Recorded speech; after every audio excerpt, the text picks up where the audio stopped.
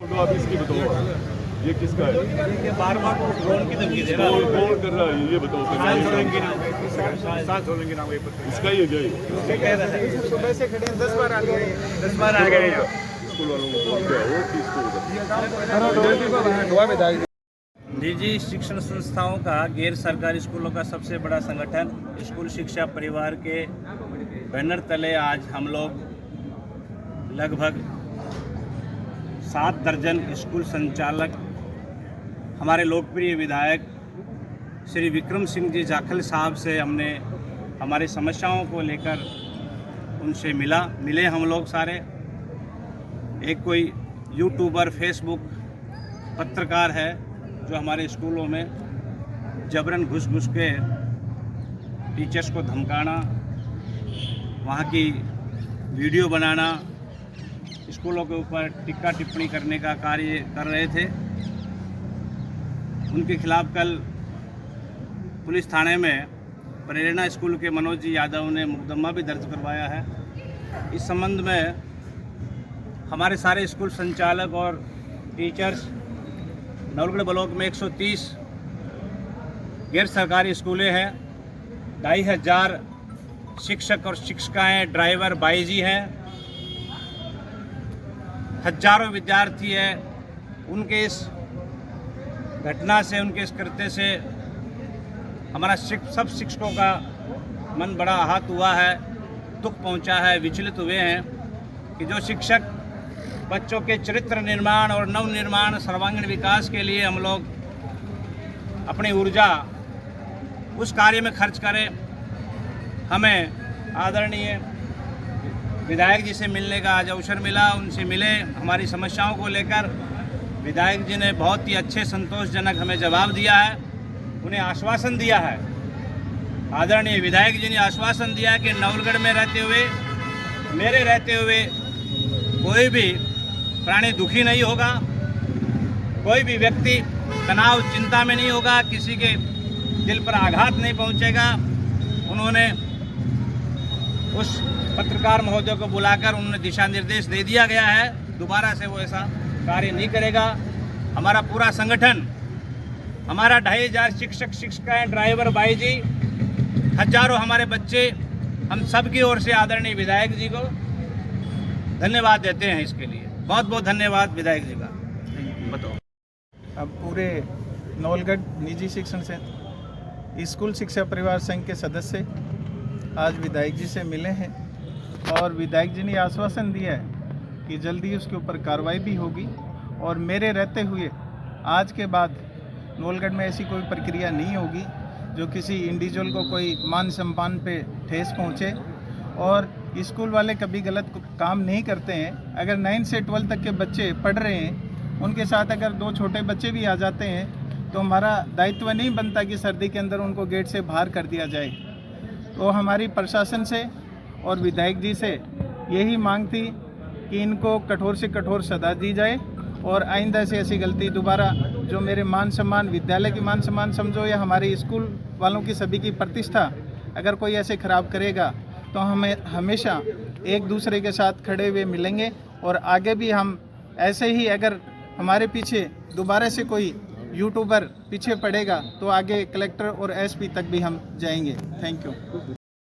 है वो घट रही थी कि एक तथाकथित यूट्यूबर है, वो जगह जगह स्कूलों के वीडियो बना के फेसबुक आईडी पर डालता था। और आज माननीय विधायक महोदय से मिलकर इस चीज़ के बारे में उनको भी अवगत कराया गया। उन्होंने आश्वासन दिया है कि मेरे रहते हुए किसी भी तरह की समस्या है, पीड़ा है, वो आपको नहीं आने दी जाएगी।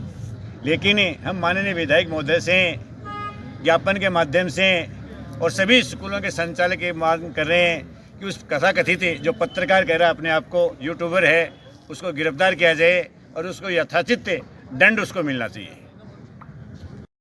ज्ञापन दिया है, क्या है पूरा मामला? देखिए, अभी राजस्थान के अंदर नई सरकार बनी है और नई सरकार बनने के बाद में विधायक जी से पहली बार प्राइवेट स्कूल संघ की मुलाकात हुई और उस मुलाकात के पीछे एक बड़ा कारण था और वो कारण स्कूलों के लिए मेरा मानना है जहाँ तक बड़ा घातक है, क्योंकि यदि इस प्रकार की बातें होने लग जाएंगी तो स्कूल तो पहले से ही बैकफुट पे है। मीडिया के आप साथी लोग हैं, वो भी स्कूलों पर आरोप प्रत्यारोप करना शुरू कर देंगे तो फिर तो बच्चों का मनोबल भी डाउन हो जाएगा। जो पढ़ाने वाले हमारे शिक्षकगण हैं उनका भी मनोबल डाउन होगा, जो स्कूल चलाने वाले उनका मनोबल डाउन होगा। स्कूल एक ऐसा संस्थान है जिसमें बच्चे के भविष्य को उज्जवल बनाने के लिए काम किया जाता है। वहाँ पर किसी प्रकार की ऐसी कोई बात नहीं होती है जिस प्रकार की मतलब ये घटना घटी है।